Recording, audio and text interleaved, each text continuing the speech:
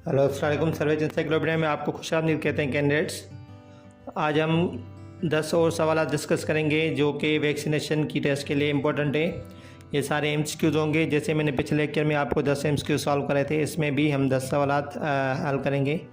और जो पिछली वीडियोज़ आप मेरी ज़रूर सुने और इसी से रिलेटेड जो भी वीडियोज़ हैं आप ज़रूर सुना करें ताकि आप एमसीक्यूज़ खुद हल कर पाएँ।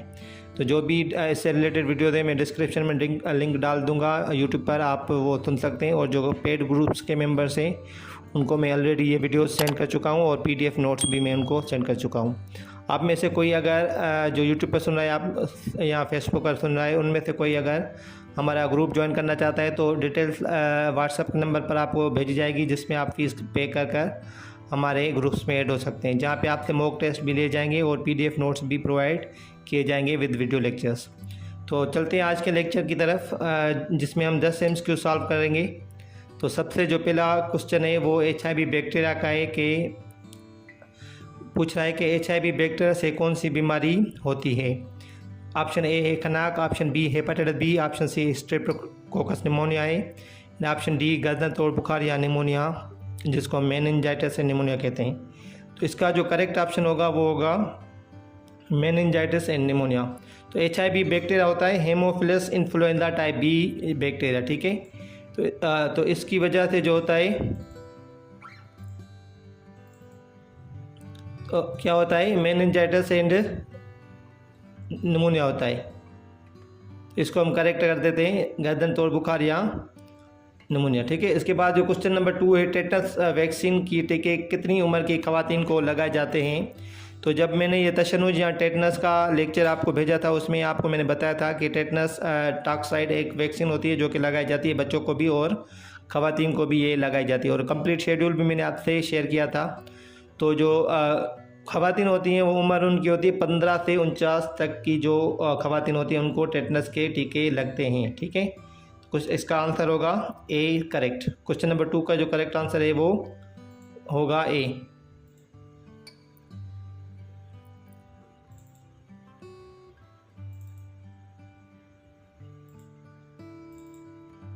ठीक है। इसके बाद जो क्वेश्चन है पेंटाविलेंट का टीका कौन सी बीमारी से बचने के लिए लगाया जाता है।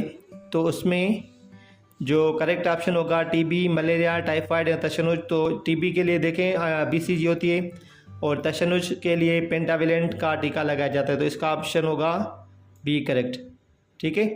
टीबी के लिए BCG होती है, मलेरिया के लिए MR वैक्सीन आती है, टाइफाइड के लिए TCV वैक्सीन आती है, ठीक है। ये सारी आप याद कर लें और इनके मैं कंप्लीट आपको डिटेल्स शेयर कर चुका हूँ पहले से ही। और जो कि यूट्यूब पर देख रहे हैं उनको मैं डिस्क्रिप्शन में लिंक डाल रहा हूँ इन वीडियोज़ की, आप वो वीडियोज़ कंप्लीट सुनकर ये आप अपने कॉन्सेप्ट्स क्लियर कर सकते हैं। क्वेश्चन नंबर 4 की तरफ चलते हैं। तशन्नुज को इस्तेमाल डैश के इस्तेमाल से रोका जाता है। तो तशन्नुज के लिए कौन सी वैक्सीन होती है। देखें टेटनस टॉक्साइड है, BCG है, PCV है या TCV है। तो TCV होती है टाइफाइड के लिए, BCG ट्यूबरक्लोसिस के लिए मैंने आपको बताया, PCV होती है निमोकोकल कॉन्जुगेट वैक्सीन। और तो इनमें से जो करेक्ट ऑप्शन होगा वो होगा tetanus toxoid, A option correct है, ठीक है। इनसे तशन्नुज को रोका जा सकता है। क्वेश्चन नंबर 5 की तरफ चलते हैं। स्ट्रेप्टोकोकस निमोनिया से बचने के लिए वैक्सीन की तीसरी खुराक कब दी जाती है। तो स्ट्रेप्टोकोकस निमोनिया तो पहले तो आपको पता होना चाहिए कि उसकी वैक्सीन कौन सी होती है। तो इसकी जो वैक्सीन होती है वो होती है PCV, ठीक है, जिसको हम निमोकोकल कॉन्जुगेट कहते हैं। तो उसके 3 डोज होते हैं। सबसे पहला जो डोज होता है वो 6 वीक्स में लगाया जाता है, दूसरा जो डोज होता है 10 हफ्ते में, तीसरा डोज 14 हफ्ते में लगाया जाता है। इसका जो करेक्ट ऑप्शन होगा वो होगा सी। तो correct option for question number 5 is C, ठीक है। एक और मैं आपको बात बता दूँ, ये आप ये शेड्यूल देख लें, ये मैंने आपसे डिस्कस किया था पहले भी। ये कंप्लीट शेड्यूल है जो कि EPI वैक्सीन्स का जो लगाई जाती है बच्चों को, ठीक है। ट्यूबरक्लोसिस है, हेपेटाइटिस बी है, पोलियोमाइलाइटिस है, डिप्थीरिया, पर्ट्यूसिस, टेटनस, हेपेटाइटिस, ये इन 5 बीमारियों की एक ही वैक्सीन आती है पेंटाविलेंट। मैंने कहा था पेंटाविलेंट में 5 बीमारियों का इलाज होता है, वो ये 5 बीमारियाँ। उसके बाद है स्ट्रेप्टोकोकस निमोनिया, इसके लिए PCV लगाई जाती है, जिसका ये शेड्यूल है PCV 1, PCV 2, PCV 3, 6 हफ्ते, 10 हफ्ते एंड 14 हफ्ते। तो 14 हफ्ते में तीसरी वैक्सीन लगाई जाएगी। तो क्वेश्चन नंबर 6 की तरफ चलते हैं। क्वेश्चन नंबर 6 से खवातीन को टीटी का दूसरा टीका कब लगाया जाता है।